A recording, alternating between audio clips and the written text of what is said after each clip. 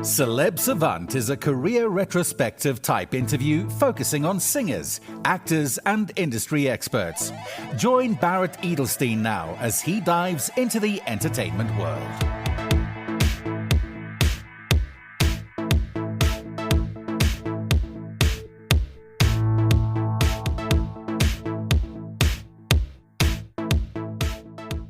Alex Davies is a British musician, TV composer, songwriter, producer, and former frontman of the UK chart-topping band Elliot Minor. From 2020 until present, he has been writing contemporary, classical, or cinematic music, releasing under the pseudonyms Wide-Eyed and Goldbeck. Both artists led projects surpassing over 200 million streams. He has co-written the music for BBC's Silent Witness Series 27 in 2024 with Ivor Novello winning composer Vince Pope. Aside from his contemporary classical endeavors, he has spent over a decade writing for pop artists, including co-writing Codeline's hit single Brother and France's heavily synced emotional song Grow. Alex's co-writes alone have amounted to over 500 million streams. He has also arranged and recorded strings for the likes of Callum Scott, Becky Hill, Gary Barlow, James Arthur, Scouting for Girls, 100 Reasons, and Westlife. In November of 2024, Elliot Minor announced their return from hiatus and released new music in 2025 with a sellout tour across the UK. Up next on Celeb Savant, we've got Alex Davies. Where are you in the world and how are you doing? I am in Ashford, so the south of England in Kent, and I'm doing very well. Just had quite a busy, productive day, and it's just winding down now. So yeah. Okay, so now let's rewind. At what age, whether as a child or teenager, did you think to yourself, okay, I want to be in this music world, and how did that journey progress?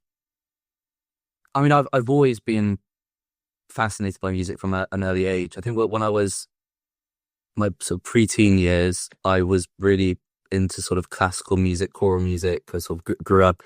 I was in a choir and played in orchestras, and always had a sort of fascination for that side of music. And when I was 15, 16, when I was at my secondary school, sort of discovered rock music. I was really into the sort of pop punk scene. So bands like Green Day, Blink-182. There was a sort of the scene at my school and everyone was getting into that. So yeah, it was my sort of mid-teens where I really had the passion to try and get into the world of like pop culture, and I was in a band myself, and yeah, that was the beginning of the journey, really. What were the next steps? How did it then become professional? So after school, I met up with a couple of my really old friends from my preschool, actually. So some of the people in my band now I've known since I was 7 or 8 years old.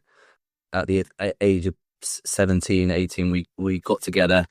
I had all these songs written, these demos, and it was through a friend of mine, actually. There was an agent in America who was looking for a band in the pop rock genre. I just reached out to her. It's a song called Sophie on MySpace. So we were sort of the back end of MySpace, really. And then we gained a bit of a following from MySpace. I remember our drummer, Dan, was brilliant at just messaging people and interacting with everyone. And we managed to win this competition supporting McFly. And that kind of kick-started it, really. I think got us boosted our fan base a bit through MySpace, and we played this one-off show in Newcastle Arena, which was, I mean, going from a MySpace band to opening McFly was incredibly scary. I remember how scary that was, but an incredible experience. And yeah, from then we just kept on writing. We went to America to work with a producer called Jim Wirt, who produced Something Corporate, Jack Spanikin, Hoobastank, and us being big fans of the American pop rock genre, it was a dream for us.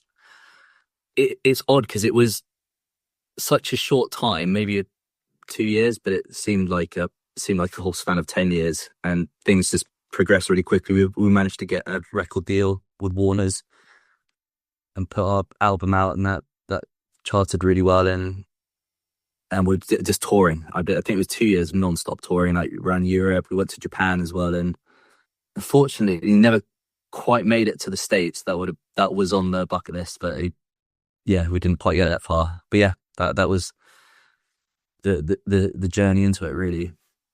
The band's name was Elliot Minor, correct? Elliot Minor, yes. Yeah. How was that name chosen? It's pretty random. It is. Do you remember Scrubs? Yeah. A TV show. Yeah. So I think we had a crush on Elliot, who was in Scrubs. So that was the first part of the name. And the second name, I think we just sort of agreed that all our music had a very sort of minor undertone to it. It was very sort of dramatic, quite dark. We were sort of influenced heavily from cinematic music. There's lots of Danny Elfman influences, and we just wanted to portray that image. So it's quite like a dark, sort of gothic-y sort. Even the music wasn't gothic-y at all. That was the sort of the image we wanted to portray. But it took us ages to come up with that name. It was really so many different names, and it was impossible. Like going on the random band name generator, and we tried everything. Yeah. You said that it happened quite quickly and it was quite fast. So during that period of time, then when it did happen with the speed, did you take time yourself personally and the band to process and comprehend and think, okay, this is now happening? Or was it just a roller coaster and you only managed to do it after the fact? Yeah, you're right. It's the latter, really. Yeah, we when you're going through it, you don't really think about. I think now that we're sort of doing it again, we really appreciate the moments and really think about what we're doing. Back then, we're early 20s, and you don't really think about the cost of things. You just go for it, and then you want to have like a really big, nice tour bus and everything, and then you realize you come off tour and you've made absolutely nothing. But now we're sort of a bit. I guess we've all got families, and things like that we've got to take a lot more seriously. But you, in the moment, you don't really. Yeah, I wish we could sort of take it in, go back and sort of remember some of the things that happened. Were there any aspects of it that during the process and even now surprised you that was part of the process of being professional or releasing or being in the industry compared to stepping into it and thinking, okay, well, I want to do this, but I didn't realize that would be part of it? I think a lot of the recording process surprised me, how long everything kind of takes to create like a professional record. I remember just things like guitar tuning and things like that. Because a lot of my favorite bands, there's this sort of like brilliance of everything perfectly in tune, and I always wondered, how do you get that? And it's just putting in the work, just almost like tuning every guitar chord, making sure everything sounds great. Because I was kind of used to, demos in the bedroom really, and just the sort of meticulous nature of everything, just really trying to record everything properly, and it takes a while, like it took like a whole day to mic up a drum kit and get the right sounds before you start recording and things like that. Why did you guys decide to sort of take a pause of the band? There was a lot of reasons, actually, but it was a lot of this to do with our record label. We kind of in that record label limbo where there was no one in charge of the label at the time. So there was no one who could like make decisions for us. So we wanted to get on with our second album. Yeah, we were just kind of stuck. So we had to sort of give the notice that, we want to either get dropped or carry on. And I think after that, things just got a bit difficult. And so I think we had to look for other avenues, really. So at that stage, you started writing for television programs, sync, all that kind of stuff, and also writing for other artists. Take us through that journey. So straight after the band, I moved to London, and I actually started a band called Spirits, because I wanted to continue just performing live.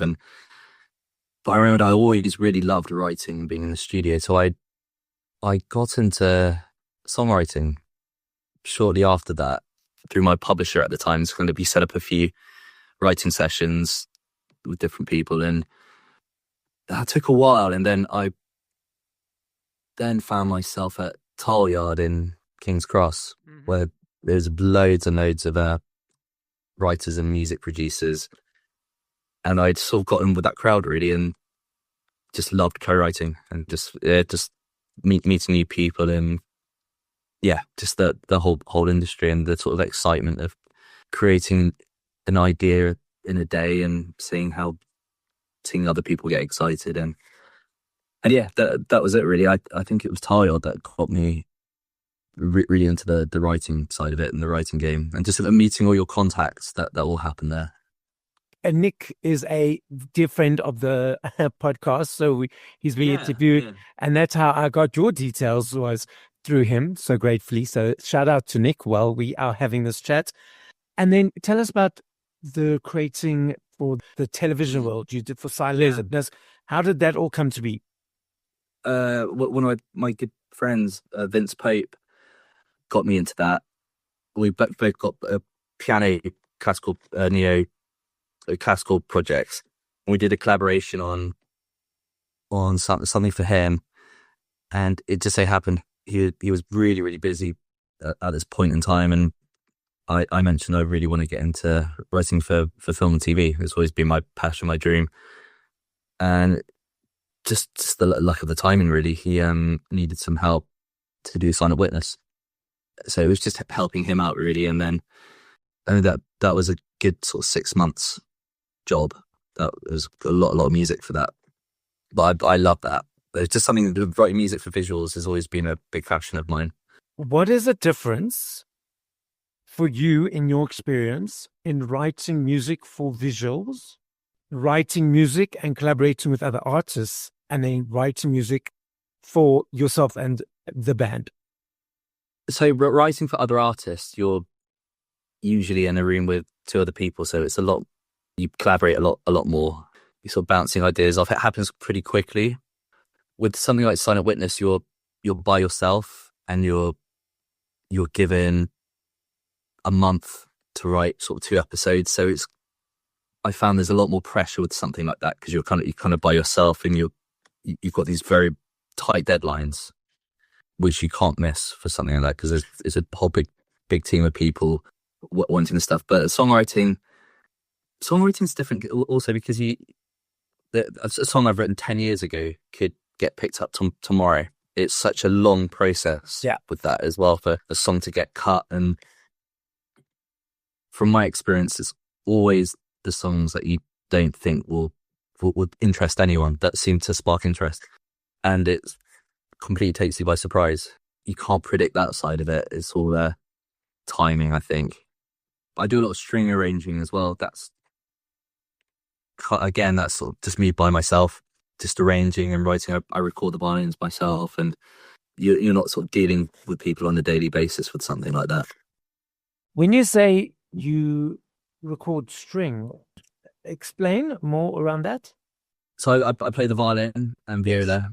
I do a lot of arrangements for pop artists and singer-songwriters. So I've got sort of 3 violins and 2 violas, and I'll just layer them up and create a bit of an ensemble. And I've just been doing that for years really, and it's something I love doing. I've always had a passion for string, for orchestral music, but strings particularly, and it's just something I've learnt to do, and just a sort of trial and error, trying to get the ensemble sound, like a chamber sound. If I'm understanding correctly, you'll get a song from an artist, pre-strings, and then you'll add those elements to the song. Yes, exactly. Yeah. Okay. Yeah. Do they brief you, or do they just send you the song and then you send it through, you create, and then it becomes a back and forth situation, or do they come with specific instructions? Yeah, it depends. I mean, sometimes artists just give the track and they're like, do your thing. Other times, someone might have some like melody ideas. They've already mocked something out a bit. A lot of the times there'll be reference tracks, so you'll get like a Spotify playlist, and they'll be like, I love this, what the strings are doing on here. Can you do something the similar sort of style? And But yeah, it depends. Like so some of the people I work with closely kind of trust me just to go and do my thing, which is great. Other times, if it's a new artist and we haven't worked together, people get quite, I guess, apprehensive. They're not sure, so they want to sort of give as much guidance as they can. So yeah, it really depends. But I'll just go with whatever. Yeah, the artist wants, really. Just make sure it's exactly what they were envisaging and what they sort of hear in their head, and so they don't get too surprised if they get something back and it's not what they were thinking at all. So you also mentioned earlier about creating the strings as it's an ensemble piece. So does that mean you creating all the sounds to make it sound like it's more than one instrument and one person? So it's an accumulative sound of a wall of sounds, so to speak. Yeah, exactly. That's why I've got sort of 3 different violins and two different violas, because they all different tonalities and every time I play, say if I'm playing a violin one part, I'll track it with 3 different violins, play it slightly differently, and get the spacing out. Because otherwise, if you play the same violin, you get a bit of a phasey, chorusy sound, and which I used to do before when I only had one violin. It's just like something I think I'll always build on. I'll probably always keep on buying more violins and violas and just trying to experiment with it, really. Every time I do a string job, I kind of do things ever so slightly differently, just to see if, does that sound better than what I was doing before? But I've noticed putting slightly different reverb on every single violin and spacing it out in a room really helps with the sort of realism of sounding like it's more than one player. And just mixing different reverbs. I've got this there's this brilliant program called MIRBNOA. If I've recorded, say, 3 different violins, I can place them in this room. So it's like I've got like the bird's eye view, and it's amazing. It's something I saw. There's a mixer called Alan Mason who does all Hans Zimmer's stuff, and I think he, during COVID when they couldn't get session players in a room, he used that. The session players would record their part at home, send him all their parts, and then he would place it in this room, and it sounded amazing. So it's my way of creating a string ensemble session. What is the difference between a violin and viola? A violin is higher in pitch, and the viola is a slightly bigger instrument than the violin. It's just a lower in pitch. So you have violin, viola, and then cello. I'd love to be able to play the cello, but that's slightly more difficult. Yeah, it has a bit more sort of like mellow tone to it, so it complements the violin really beautifully. Now, with regards to the band, Elliot Minor, are you guys creating again together, performing together? So you sort of reunited. Are there plans to create new music and a new album? Yeah, I mean, we're kind of writing bits at the moment, and we're just in talks of what to do next. We'd love to go and play some more shows, and just seeing if we can make it work, really. I mean, it's been a while since we've released 1 track last year. The idea is to at least do an EP, try and get some more music out there, which is great, because I do more sort of like classical stuff nowadays, so it's nice to go and get the guitar out. And so if I'm doing like a string arrangement for like most of the day, it's really nice just to spend like the last 2 hours just sort of rocking out and writing a bit more in the Elliot Minor stuff. It gives you that sort of satisfaction. It's nice. Now, obviously the guitar and the violin and the viola, they're all sort of string instruments because they've got the chords and that. Obviously, the violin, you've got that, is it called a bow? Yeah, bow. And obviously with the guitar, you're playing more with your hands. But because they're based off of the same family, in inverted commas, to understand one, does that make it easier to play with another one in the family, or not necessarily at all? I think so. I mean, a violin was the first instrument I learned from a really early age. I was 5 or 6. So I didn't play guitar until I was about 14, 15. Mm-hmm. And I did pick it up really quickly. And I reckon that's probably because of the sort of violin intuition. And even though the spacing between a violin the tuning is in fifths on a violin, and a guitar it's fourths. I think that maybe the sort of dexterity of it, it is similar. I mean, yeah, it must be, because I'd like a brass instrument or woodwind, I wouldn't have a clue. I think, I think it's completely different. But I play the piano as well. Piano is one of my first instruments. So I would say it definitely all helps. Yeah. I love me a CD. I still budget for my CDs every month. For me, it's an energy exchange to say thank you to you guys for all the hard work you do. I love the journey of the choice, the booklet, the unpacking, the listening from song 1 to whatever number. I am unsure if you are or not aware, a massive uptick of physical around the world. 2 years ago in the UK, 5.9 million vinyls sold, the biggest since 1990. Last year in the UK as well, there's a basket of products that they gauge exchanges on. There needs to be a high number of exchanges daily for a product to be in this basket, and they monitor it for tax purposes. Because of the upsurge of CDs again, CDs are now back in the basket. And the research of all of this is that it is showing that teenagers, younger kids are diving into this world, not necessarily, in inverted commas, older nostalgic people. We then have Spotify and all these streaming platforms that people consume music on. What are your observations of the landscape at the moment? When I was doing my band, the pinnacle of that was 2008. So it was CDs. I think it was the beginning of like Napster and LimeWire. So yeah, I loved that era of the linear notes, and you can see where things were, just reading all the lyrics and seeing who the engineers were recording. And it was always been a fascination of mine. But actually saying that, I've noticed that Spotify started doing that, haven't they? So you can see the sort of credits for engineers and players and things. I'm so happy that vinyls are going up. That's brilliant. That's something that we would like to do. We want to get our first album on vinyl. That's something that we're trying to do at the moment. But the way things are going, I mean, yeah, it's so weird, isn't it? I mean, obviously AI is a big scare for a lot of people. I've been curious about it, but I don't think it's really. I wouldn't say I'm such a big fan of the song generating like the songs and things like that. But I don't know. Everything seems to take us by surprise. I don't really know what's going to be next. That's the thing. I know PRS are kind of stopping any revenue coming from AI generated music, which I think's good. So I went to the Classical Livers. Yeah, this song from PRS was talking about that. So hopefully that can get past and go through. But it's strange. It's just everything is changing.